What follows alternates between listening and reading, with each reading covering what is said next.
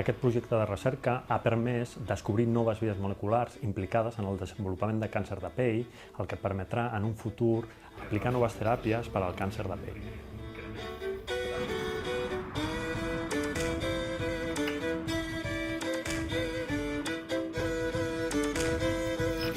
Inicialment vam veure que hi havia una relació entre el càncer de pell i l'Alzheimer, de tal manera que aquells casos en què hi havia càncer de pell ja tenien menys probabilitat de tenir Alzheimer i a l'inversa.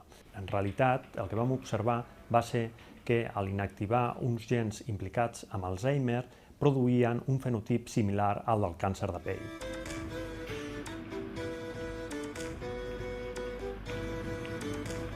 Llavors, el primer que vam fer, un dels primers objectius, va ser estudiar en quines vies moleculars estaven implicades els gens de les presenilines en el desenvolupament d'aquest tipus de tumor de pell.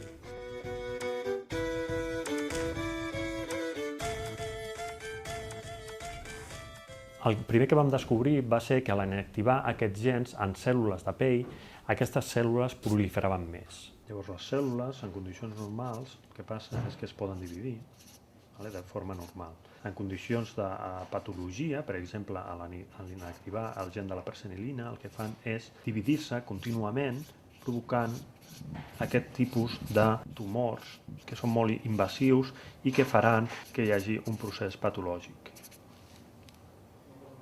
Vam estudiar, mitjançant anàlisis genètics, quins gens estaven implicats en aquesta hiperproliferació d'aquestes cèl·lules i vam descobrir noves vies implicades amb la proliferació cel·lular.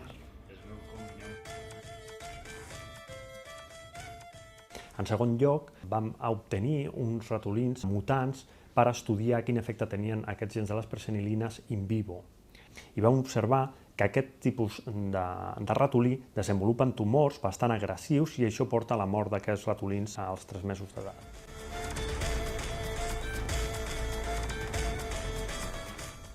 Els resultats obtinguts en aquest projecte permetran en un futur pròxim poder utilitzar la informació que hem obtingut a les noves vies implicades en aquest tipus de càncer per realitzar teràpies per tractar aquesta malaltia.